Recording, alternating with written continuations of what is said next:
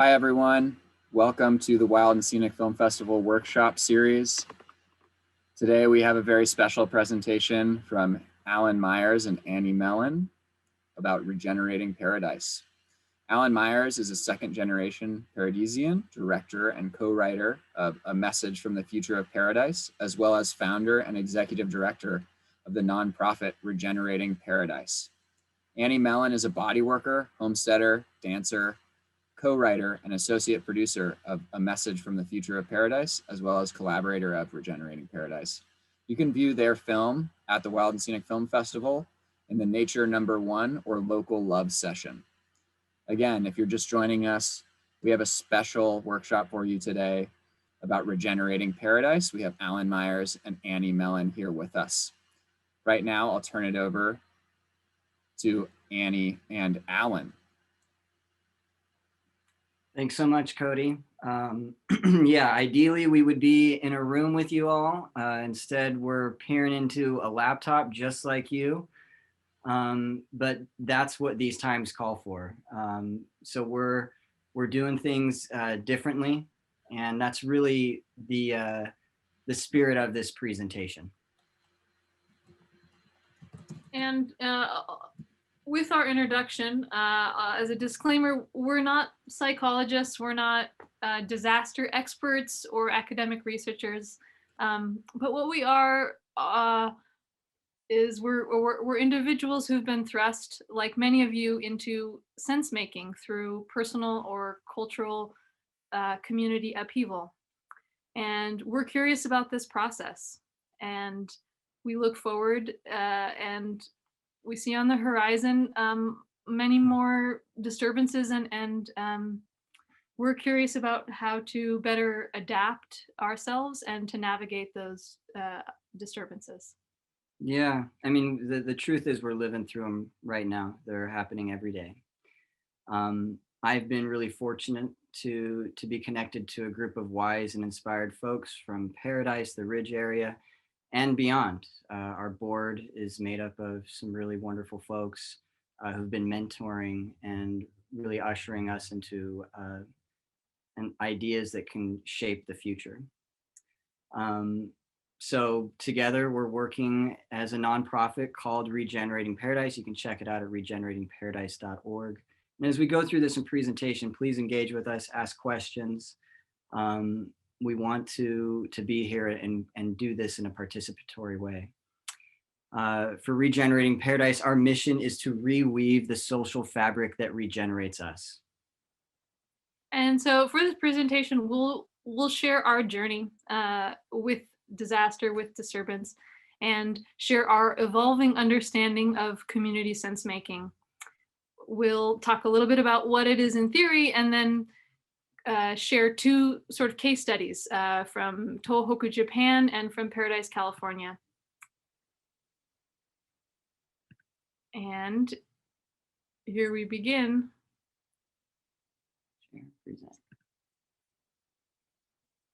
With what is sense making? So sense making is unique to each person, each community at that moment in time. It is a collaborative process of creating shared meaning from experienced situations. And we're doing it all the time. It's shaped by, it was coined by Carl Weick, a 20th century psychologist who studied this process of sense making. And he identified some characteristics of sense making that I'll share with you now. Firstly, it's shaped by identity. So who people think they are shape how they see the world and how they make meaning of the world. And relatedly, it's a social activity. So individuals have narratives and communities have narratives. And it's essential to get the community together to share in their narratives. Sense making relies on retrospection. It's necessary to remember what was, so we know how to make sense of what happened and how to go forward. Sense making is ongoing. The world around us is changing, we are changing, and that requires us to be active in making meaning of the world around us. Sense making is evolving. Often it begins informally, unconsciously, and then it can become more nuanced and intentional, or formal as it progresses. Sense making is also layered. It's happening intrapersonally, interpersonally, within a family, a community, and a society, and it's all happening simultaneously.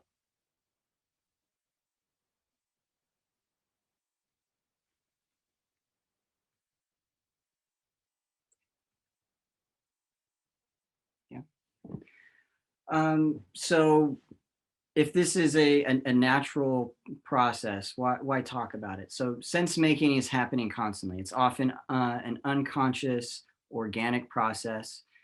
We take cues from our environment, we filter them through our identity, and we develop meaningful explanations. So that's happening all the time, right? Well, there are events that are so severe that our very foundation is shifted. In those moments, we have no choice but to pause and make meaning. So there are times when we are forced into sense making in a way that is profound. These are crises. Crises are low probability, high consequence events where we need to make sense of it to gain an understanding of its causes and implications. Crises give us the opportunity to consciously engage in sense making. This is the opportunity to be conscious about it. When we do it consciously, we get to intentionally create the story we believe and shape the future we want.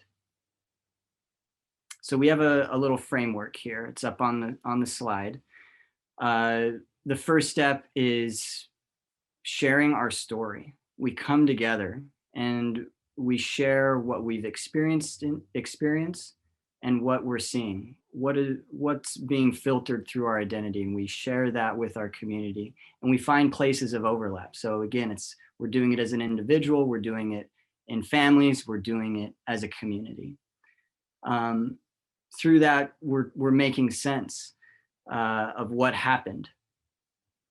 In this moment, we're stepping out of the chaos into the first phase of reorder. Now, I want to underline something here. This is something that we cannot outsource. After a disaster or disruption, all too often the expert comes in with their ideas of how to recover. And those moments are needed, certainly, meeting those basic needs of shelter, food, water. But this is a different process. This is how a community heals. So we cannot outsource this, in that it is our opportunity to heal, in that when we share our stories, we have an opportunity to be seen and heard. And through that, we have an opportunity to heal. So for the community to rebuild and recover, it must first heal. And to do that, it goes through community sense-making process. So we get together and we ask questions. How did this happen? This is us making sense of it. For example, in Paradise, there's a spark. How did that spark happen? How did my home burn? How did I lose my community? Why was I stuck in traffic trying to get out? These are questions that we ask, and we do it together because that gives us, again, we get to make sense of what's happened. This process is a way to rebuild the social fabric. In sharing those stories, we are tying ourselves together and rebuilding the community as the idea of community exists. It's not the physical, it's the emotional and spiritual aspect that will later come into play as a physical rebuilding process. And so by doing that, by making sense of what has happened, we can start to see what's next. Now that this is our reality, what does that mean?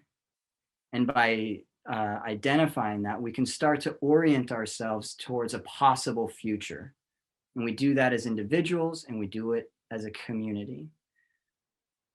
And so once we have oriented in a shared direction, we can take our first elegant step. And that means starting anywhere. You know, for me and my family, it was returning to our property and seeing in that first spring after the fire, the fruit trees starting to bud, and there was green leaves starting to show through. And we knew that that was a starting point, that the orchard survived. So that's a personal anecdote of starting somewhere. And we do it as a community as well. You know, we find that there's some roads that are still there, that the rivers are still flowing on either side of the canyon, and we can use those as a starting point. And we do it together. So again, this is at all levels. It's a layered and nested system, and it's ongoing. So we identify a possible future, but then we check in with each other and ask, you know, is this still the right direction we should be going? So it's an ongoing process. Yeah. And so I'll sort of use this framework to share a story from a town in northeastern Japan. So in 2019, half a year after the campfire in Paradise, Alan and I got to go to Japan, and we were invited to partake in sort of a learning journey, visiting tsunami affected areas along the northeastern coast. And we were humbled to get to talk to community activists, leaders, the mayor, and business owners, and so many others, to hear about their process. And they treated us like their kin, Yeah. you know, like we were related through sorrow. And yeah, they were just so generous with their story. And I think it's an inspiring one. So I'd like to share it with you now. So this is an image shortly after the tsunami. The town of Onagawa was a small port town in an inlet, and about 10,000 people lived there. And the tsunami reached about 50 feet and inundated the land up to over a half mile. 827 people died, which was about 8% of the population. Tremendous loss of life. Mm-hmm. And even though tsunamis were expected in this region, 12 of the town's 25 designated evacuation areas were inundated with water. In the weeks and months that followed that tsunami, people were given housing, so they could be physically present during the rebuilding process. So this on the slide is the temporary housing in Onagawa. And it was a place where people gathered to share story, really being intentional about rebuilding the social infrastructure before the physical infrastructure. And in particular, there was a group of guys, of oji-san, that got together and would drink like almost every night. And they shared grief. They helped one another pick up rubble from their lots. They shared struggle, and they also shared their hope for the future. Mm-hmm. And it was here that they decided that they would rebuild with the future generations in mind. So in their sense-making process, I would say that it was both formal and informal. This group of men evolved into sort of a formal structure that they called the FRK, sort of a citizens redevelopment board. And they did a resident survey to figure out who wanted to stay, who wanted to rebuild. And they also worked to identify what the residents needed. These images on the screen, you know, the ones on one side are renditions or paintings of the 1896 tsunami, which devastated that very same coastline. And then the modern ones are the 2011 disaster. So, the folks that lived in this town had kind of a sobering realization. Like, this has happened before and this will happen again. And what are we going to do about it? Are we going to, recreate the same town and potentially put our children and our grandchildren at risk, or take bold steps and do something differently? So there was sort of a historic reckoning with the inevitability of this kind of disaster. And there was also sort of some assessments of needs and what do the residents need there. And one really tender story was that they identified that they needed some commercial amenities, and they erected a little temporary shopping plaza with shipping containers. And the key request from the residents was that there be a flower shop. So many people had lost loved ones that they needed to put flowers at their graves. And for us, that was really a touching story, because it was emblematic. It was emblematic of an emergent need. An outside organization couldn't have foreseen that Onagawa wanted a flower shop, that would be the first business to go in.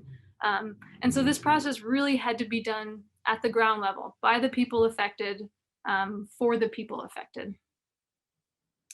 And in the envisioning step, this citizens board held community meetings, got community input, and eventually drafted a plan that was adopted by the local government. And it's a pretty bold plan. I have a graphic here for you. Yeah, it might not be so exciting for our wild and scenic friends when you see the mountaintop removal line there. But sorry, yeah. So they call this their once in 1,000-year opportunity, which is so bold. It's so bold, especially in a culture that really values tradition. And so in their revisioning of what their town could be like, they wanted safety. They wanted a safe town. So they proceeded with a mountaintop removal, and they took the soil from the mountaintop and used it to elevate the oceanfront area, put industry and port infrastructure down there, and all of the residence was located on high ground. As you can imagine, this took a tremendous amount of community input. And this is them in action. We visited them 8 years after the disaster, and they shared with us that they really felt like they were just beginning. Yeah. It's ongoing. It's infinite. The chance to rebuild. This is Onagawa's new downtown shopping street, very intentionally planned. And you can see that there's no main infrastructure right on the water. That is a very dangerous zone. And this other picture is their annual race to safety. And they have a sort of a marathon, or not a marathon, it's a race from sea level to the minimum evacuation elevation. And so in that, they're rehearsing, they're embodying, or they're recognizing the perils of where they live and incorporating them into their town culture. Yeah. And oops. Mm-hmm. So now I'll give a case study for Paradise. And I just want to say that for Onagawa, it's amazing that through that process and being able to compare that to communities surrounding them, and the 8 years that have they've been able to put under their belt from the time of the disaster to now, the example that Onagawa is versus some of the neighboring communities is striking. where other communities did not go through the same process of intentional planning, sense making, and community organizing. Onagawa has now attracted a large young population from Tokyo, folks who are interested in creating something different, and it's a progressive and thriving community.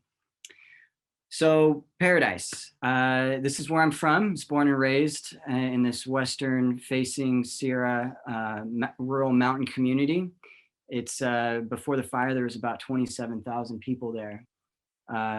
It's a conservative community. It's independent, predominantly white, and it's would be known as a bedroom community. A lot of folks who lived up in Paradise would commute to Chico for work. It's cheaper, more affordable housing. And on November 8th, 2018, a spark from a transmission wire by PG&E that was poorly maintained went into a dry field on Camp Creek Road, and that through low humidity and unseasonably dry conditions, unseasonably hot conditions, the fire quickly enveloped the entire town and neighboring communities of Magalia, Butte Creek Canyon, Concow. 95% of the buildings would be destroyed ultimately, about 19,000 structures, 85 people would lose their lives in the fire. And I want to just underline there that there would be many more that would lose their lives through the conditions that followed the fire, the isolation, the health conditions. That number we're unaware of, but it is large, no doubt. There was trouble evacuating. If you've seen the films here, there's Ron Howard's film. That's a very clear story of the immediate experience from the fire.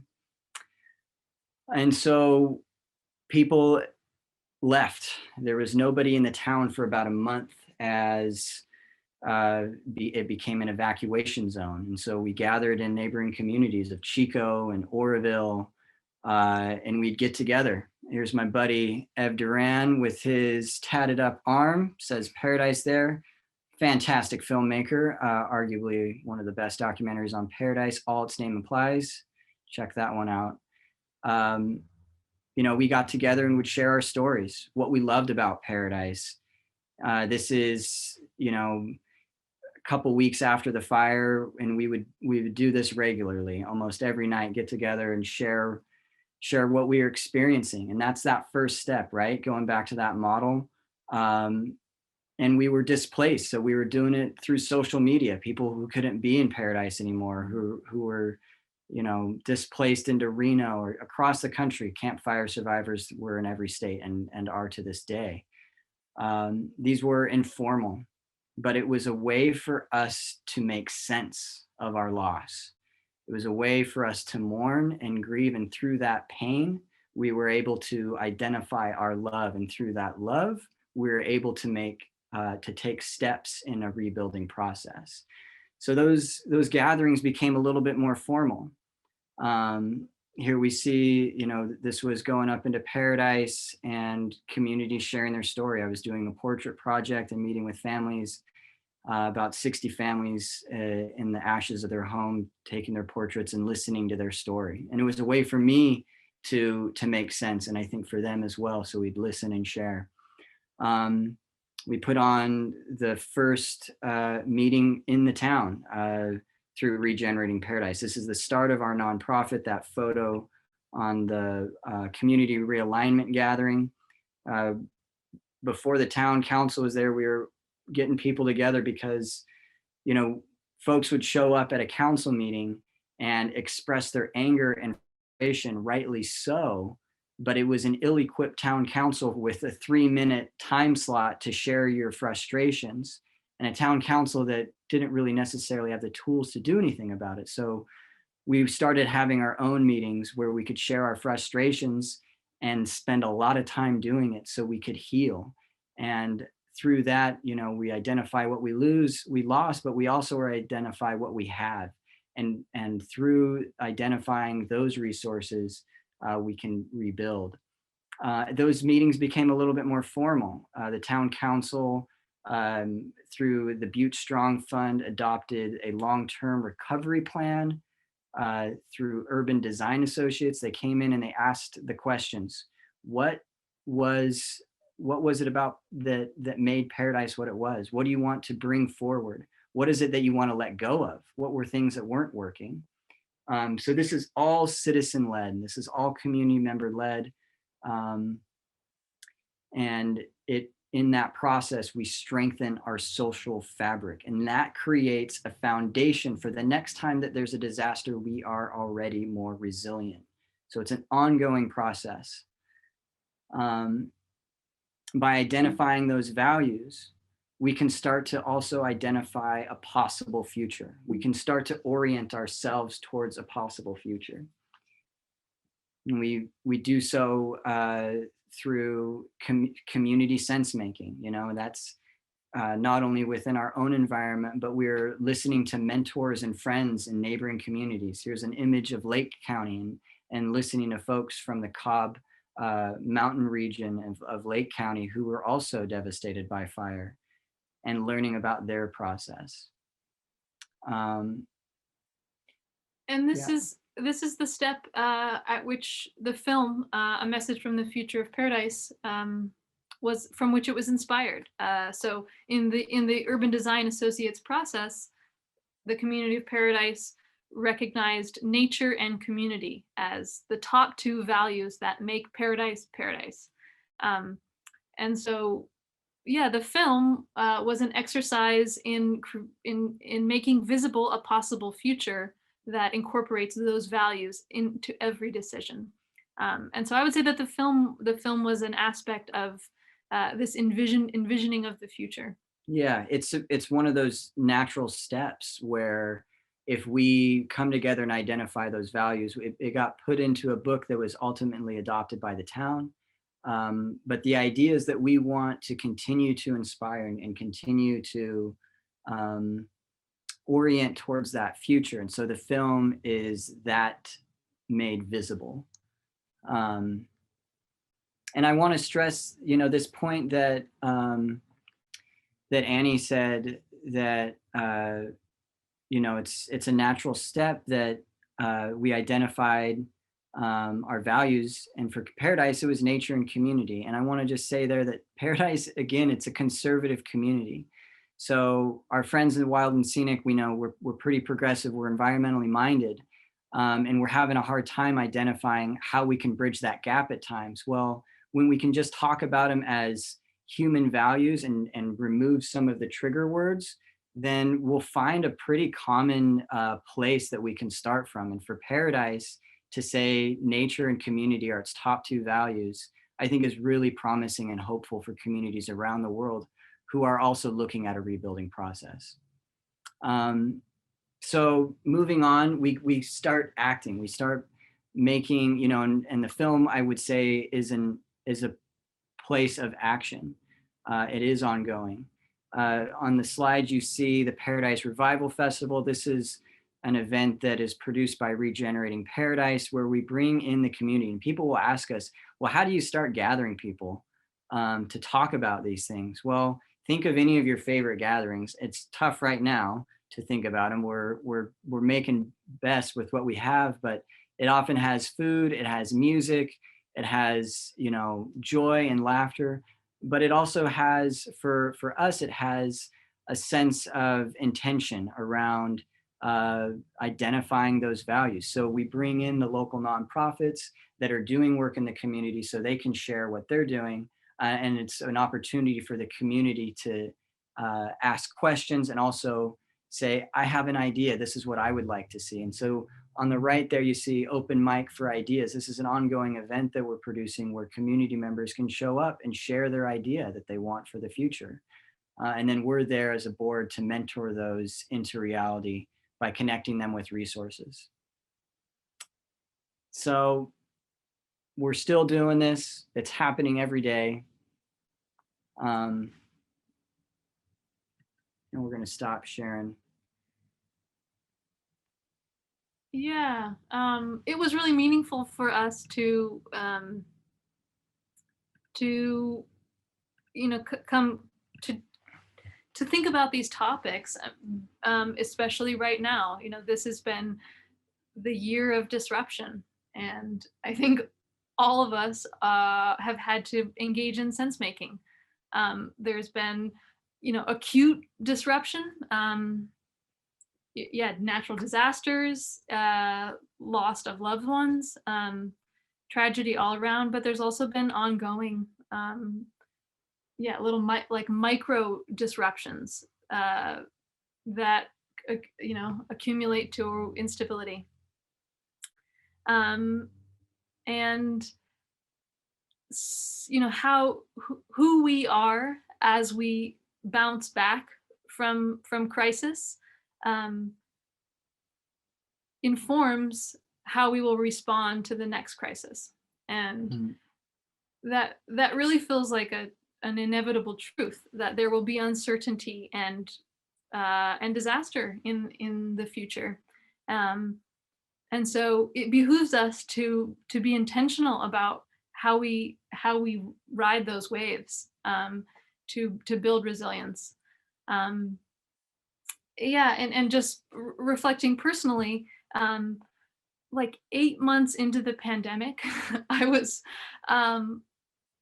somewhere inside of me, I was still waiting for things to return to normal. I had a business and a job and a career, and that really swiftly was wiped away. And yet I wasn't really making any forward moves because I was waiting on some level for somebody to hand me back what I had. And just sort of that little realization that there was yeah, hesitancy inside me, or there was some attachment to what I had. Recognizing that sort of freed me up to think about what's next. And that was a bit of a relief. I liked something that Alan said in early of last year, that it's survival of the flexible. Like, the road ahead is all about being flexible. Yeah. Well, yeah, and to relate that to the work in Onagawa, the work in Paradise, there's a lot of people up there, or in both communities, that are hanging on to an idea of the past. They're the first folks that rebuilt. In Paradise, anyways, there was, without question, they were rebuilding the exact home that they had. And there's a handful of those that have returned. So, this last summer, I know a lot of them were facing some hard realities as this North Complex fire forced them to evacuate once again. Because the reality is these disasters in many different forms are increasing. So they might be stepping into a new phase. And I also want to say that the folks that, do go back, there is an important aspect to that they are the keepers of the stories, that we can hold on to both, that it is an ongoing process where we are continually creating our culture and bringing it forward with us. So we don't have to necessarily let go of the past.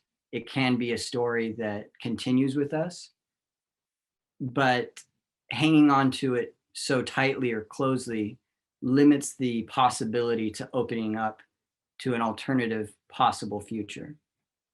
I have a friend who recently, yesterday, dear friend Cindy Peak, mother of my best friend, posted a photo of her new home. Her family, they were ones that wanted to go back to the home that was, as it was, exactly, same blueprints, and they weren't able to. But in letting go of that past, they found something new. They found a home that was right for them. And she shared a picture here. We're trying to bring it up of, are we going to be able to find it? So this idea that, you know, being able to hold paradoxical ideas, that we can hang on to our grief and we can also be grateful for what we have, that both can exist simultaneously. So she posted a photo of her home, her new home, and said that she's grateful for it. And it's a clear case of somebody that's able to hang on to that past and be grateful for the present. Here's the image. Took us a little bit to get there. Thanks for bearing with us. I do really love my view from my living room. I miss my old home, but will say I love my new home too. Very thankful we are settled. I feel very fortunate. And the simplicity and authenticity of her statement really struck both of us, that yeah, just because we move on doesn't mean we forget what was, but holding a vision of hope for the future. Yeah. So, you know, if you have any questions, I think we can open it up for that. Or, you know, I'm curious for folks that are watching, what practices are you finding that have been beneficial? How are you gathering with your community to make sense of what's happening? I think this is a good example of it. We're trying to do it through a video virtual platform, but I'm curious, what are some things that you're finding? Hey guys. Hey Cody, thanks. Hey. Thank you. That was really touching, and I just want to thank you for being so open to sharing such an emotional experience. And you both have done a wonderful job of sharing your process. So I have some questions here from the audience, but I just want to take a second to thank you both for a touching story. Yeah, thanks. And it helps to hear in this pandemic, you know, that we're all going through a sense making. Right. So the first question is a current one. And they're wondering, what are some of the biggest challenges facing Paradise right now in 2021? Oh, that's a good question. And yeah, you know, as Annie and I were just sharing, it's survival of the flexible. The challenges now are overlaying a pandemic on top of a town that's been devastated by a wildfire. So the process of the community coming together to share stories, to grieve and mourn, to heal, and those steps that we are talking about, and to envision a future, we're not able to come together in the same way. So figuring out how to do that, doing it through Zoom, and we've found some success in our open ear, open mic event. We had our first one last week, and we're going to do it as a weekly event. The challenges, you know, if folks have seen the film, then, you know, we identify a roadmap to the future and the recovery process that is community-based. But I would want to share with folks that early on, there was already, you know, one of our first steps was a misstep. I went up to the town hoping to get in to grieve and mourn on this sacred land that experienced the deadliest fire in California's history. And I was blocked by, you know, naturally so, it's a dangerous place, but military. And as I was pulled off on the side of the road and National Guard were not letting anybody in, there was a stream of PG&E trucks, one after the other, hundreds of them, for days. They were the first folks to go back into the town. And as your viewers may know, PG&E has accepted guilt as being responsible for the campfire, one of many elements, but they were the spark, undoubtedly, through corporate mismanagement of their utility lines. And so to see them being the first ones back in, that is showing you how strong the vacuum to go back to what was is. You know, I would say that the first step would be what we talked about. Get together with your community first, take a moment to pause, then identify. But you know, there was no pause there. PG&E was back in the community right away. So the work's ongoing to try and get us into a place of doing something differently against all odds, right? Because the vacuum is strong. In the case of Onagawa, Japan, there was a 1-year ban on outside business corporations. So that really gave this this vulnerable town this a much needed little incubation period for them to generate the resources and the organizational capacity to act. And yeah, we've seen that that's been a little bit of a disappointment in Paradise. Yeah. Developers and so a lot of outside input that is displacing the talent and the capacity of the people that live there. And it takes away an opportunity for the residents to recover. So for a community member to recover, they need to be a part of rebuilding. And if we are outsourcing our rebuilding to PG&E, and I think that, you know, I want to hit that point that it's also not just, you know, the power lines or the construction crews or the cleanup crews, but it's also the stories that we tell. You know, there's a lot of film crews that came into Paradise to tell Paradise's story.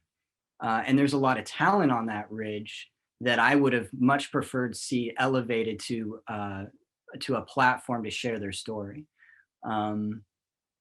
You know, it happens at all levels. And so, you know, being able to see the example that Onagawa put of banning outside developers was really promising, but it also, you know, how does that look like in a capitalist society versus Japan? Mm-hmm.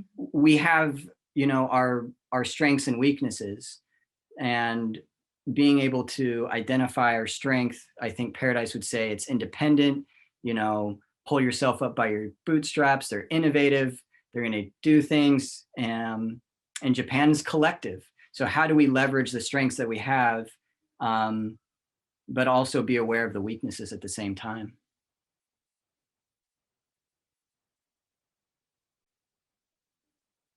Oh. Muted, classic. You know, this experience that you both had in Onagawa seems really powerful. And I'm interested in, you know, what capacity were you visiting them? In what capacity were you visiting Onagawa? And how did you react to see them rehearsing this rehearsing what was initially an incredibly traumatic experience?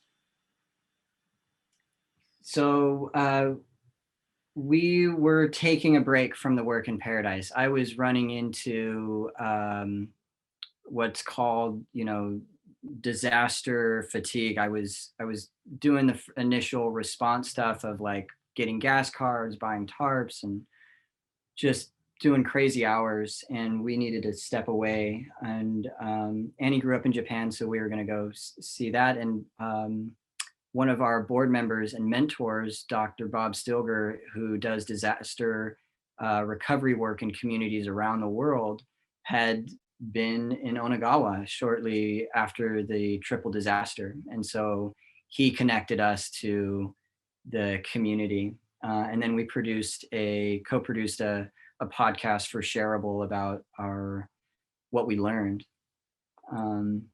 So we showed up kind of just curiously, like, you know, this was totally new to us. We'd never been in a disaster of this scale or part of a recovery. So we were very curious on how somebody else had done it and what lessons we could draw upon from them. And it was really rich to see it playing out in a different culture with different values and norms, and it was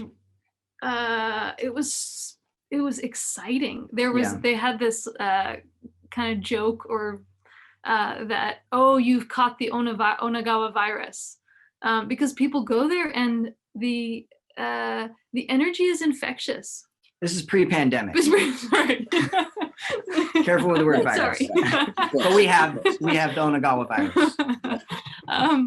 Yeah, just like the attitude of hope and camaraderie was totally infectious, and at the same time, like there were some aspects of what they did there that we knew could never happen in Paradise. Right. Like there wasn't enough housing, you know, or what these kind of fundamental things. Yeah, that's something I'd want to point out, that, you know, when they asked us what our biggest hurdles are currently, and this was 6 months after the disaster, you know, I would share, well, housing. There's still hundreds of people, thousands of people that are without housing, and their jaws would drop, you know, from community member to the mayor of Onagawa. They would just look at us in shock, as the wealthiest state in the wealthiest country in the world is unable to house its citizens after a disaster. In this little fishing village in Japan, they had immediate shelter. They brought in converted shipping containers to house those affected by the disaster. Then during that period, while they were in that, they were building longer term temporary housing that folks 8 years later, when we showed up, were still in this temporary housing without question, because the recovery takes that long. And then you could see in that plan that we we briefly shared, of rebuilding the community. Well, it would take that long for the community to be rebuilt for them. So they needed to stay in housing that long. And it also required that there would be land swaps. You know, folks that used to own property or live down by the water, they're saying, we're not doing that anymore. You're going to live up here. Can you imagine the government coming in to tell anybody, sorry, you can't live on that property anymore? The reaction of an American versus the reaction of a Japanese person. But their strength is community. Their strength is, you know, we do so collectively. Mm-hmm. That is certainly not our strength in the US. Yes, you are. Here's another good one that I think you touched on briefly, but maybe you could share an experience that really solidified that understanding for you. In Paradise, did the shared grief bring people or groups together in the town that may have previously been contentious with each other? Oh, absolutely. Yeah, that is a good question. Certainly. The predominant narrative no longer is who I will vote for or how I will vote in some election. The predominant story is, holy shit, we got out alive together.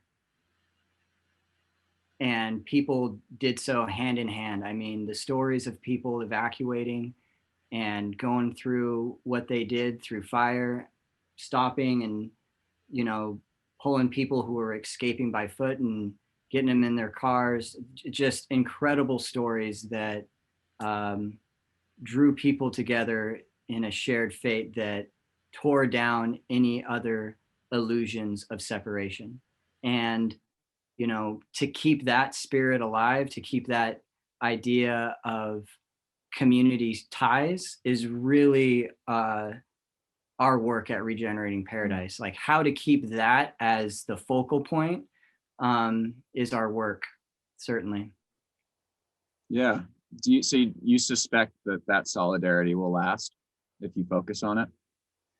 Oh, it's hard. Yeah, I mean, especially right now, it's very hard. You know, it has, to be honest, it has shifted. You see it, but it's attempting to continually remind each other of our shared fate. And it's hard when we're separated and we're having to do it online. You can see how quickly and contentious online forums can get, social media can get.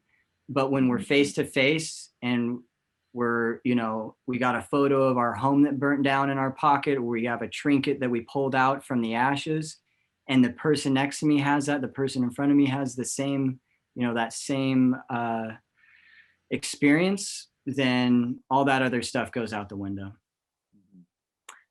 maybe you would want to share the story of the narrator of the film. Oh, as- yeah. We got a couple minutes. Yeah. Yeah, I mean, speaking of 10 minutes. So okay, cool. Well, speaking of political division and how disaster can reach beyond that,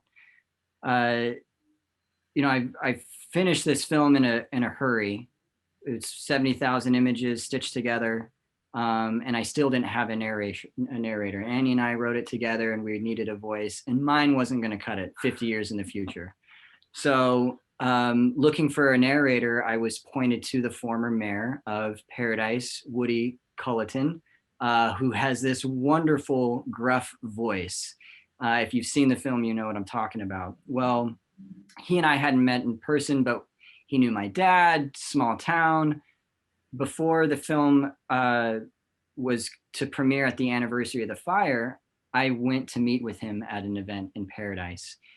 And I sent him the script, and I show up at this busy event a week before the film's supposed to premiere. And I ask him if, you know, I catch him in the hallway. He's like, Woody, have you read the script? And he turns to me, stops, and said, yeah, I read the script. You know, I'm conservative, right? And I thought, oh shit, is there something wrong with this script? I didn't think that I was doing anything too contentious. But it is a progressive view, certainly, undoubtedly. So he says, yeah, I read it. Let's get this over with. So we go into this broom closet while this event is about to start. And I have my audio recorder. We're sitting down at a little desk in this closet. And, you know, I realized that he was actually reading it for the very first time, because as you watch the film, you can hear how authentic his voice is in an emotional response to this vision. And by the end of it, he is in tears, and he stands up and he gives me a hug, and he says, thank you so much for having me be a part of this film. It's a beautiful vision, and I pray to God that it happens. Wow, I have full body shivers. That is, yeah. Yeah. That's So, incredible. It is. And it was, you know, the film, as you watch it, doesn't talk about any politics. It's just on values and visioning what's possible. And through that, I think that we can bridge these political divides. Yeah. For those of you out there watching, you can catch their film in the Resilient by Nature track 1 and the Local Love sessions. Yeah, that's a touching story. Someone who watched it, you know, they were like, that was the guy who did the Coors commercials, right? I don't think so. He's got a great voice. And you know what? He just actually got reelected to be on the town council. So, you know, we're going to be holding him to it. Woody, you watching? We're holding you to this, Woody. Yeah, you got your in. Well, you know, I have another audience question here that is current. This past week, Chico police did sweeps of the unhoused in Bidwell Park. Yeah. We went to witness and document. Many were unsheltered since Paradise. Any thoughts on these unsheltered? Yeah, that is a very hard reality that, you know, again, as I shared on our experience in Japan, that they have it written into law that after a disaster, every citizen is guaranteed housing. No matter their economic situation, they are guaranteed housing. And as we saw, it is essentially on an indefinite timeline, from the temporary housing that the shipping containers were to the long-term housing that they build for survivors. It is absolutely heart-wrenching, and I would say unacceptable that our country is unable to guarantee housing for its citizens. And I think that there's all kinds of disasters that our citizens face, be it, you know, disruption from work, from a pandemic, or, you know, troubles at home, drug addiction, etc. These are disasters that face many people in our country, and yet we still cannot guarantee housing for our citizens. So yeah, I saw that. I did see that headline, and it's really troubling. One comment that was thrown around. I think shortly after the campfire, I don't know who said it, but how long until the campfire survivors who haven't found a home yet become Chico's homeless problem. And in that, it sort of illuminates the differing amounts of compassion we are willing to show when we know someone's story, and what's an acceptable disaster versus whatever, these like kind of mental distinctions that we make that limit our ability to feel compassion for folks. And what's an acceptable timeline? Right. There's a lot of folks who are saying, oh, 2 years, you've had enough time. Well, the compounding experiences of losing your home, your town, your daily life, I don't know if there is any a proper amount of time. I'll share this. My parents just got into their first home after the fire a few months ago in September. They were bouncing around for months, and they shared with me that now, 2 years later, they feel like they are finally ready to begin to grieve. And they're well equipped, well insured, have social fabric, community members, family members to be there to support them. Not everybody's in that situation. And Paradise is certainly an example of a community that was, below the poverty line, had its own social troubles before the fire. And so that, I would say higher percentage of the population is continuing to experience difficulties, and they're only being exaggerated and exacerbated, sorry. And, that story of folks getting kicked out of the Bidwell Park. I think we can do a lot better. I just want to let you know that you're getting a ton of love and support in the chat here. Awesome. Yeah, let's change this shit around. We have an opportunity. That's the reality. Yeah. Every day is an opportunity. And as these disasters become ever more frequent, it's a continual opportunity. And so this pandemic is an opportunity. Yeah, absolutely. So we have 3 minutes here. I have one more question for you both, and then maybe if you would like to do a closing statement, either of you, you're welcome to. You mentioned that it seems natural that people would go back to rebuilding immediately. And folks have certainly done that. We have this mentality of you just soldier on to some extent. How do you approach those people who are going back to rebuilding the same way? What does that process look like? Yeah, that's a good question. And there's, I think, like we were saying before, being able to hold both of those, that there are folks that are so determined to go back to what was, and we need to make space for that as well, and recognize that those are the story keepers, that they want to hold on to the story and heritage of what was. And in sharing the story of my friend Cindy Peak, who took that picture, that there is a place in between that where we can hang on to both the past and the future. And then there's a group that's on the other side that's all about doing something differently. That's probably where I am. But not saying that one is right or wrong, but being able to make space for each of those and recognize that they all have a necessary place in the ongoing story. Well said. Well said. If we'd like to continue this conversation with our audience, would you both feel comfortable hopping into the virtual lobby after this? Oh, sweet. Yeah. I'd love to be able to see. I can look into this camera, but I can't see into your living room. Who's out there? I want to see who's there. Okay, so I'm going to put the virtual lobby here in the chat for y'all. Cool. So you can click on that and join it after we're done. So audience members, if you're interested in engaging with these two amazing, wonderful, kind folks, please hop over to the virtual lobby after this. From Wild and Scenic and myself, from the bottom of my heart, thank you so much for joining us and sharing what you've been through and how you're building a new future. Do you have anything else you'd like to say? Yeah.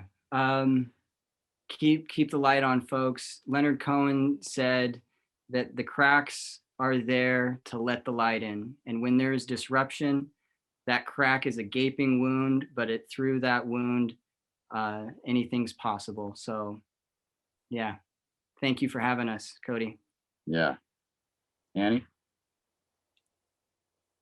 That's it. I love you all. Thank you so much.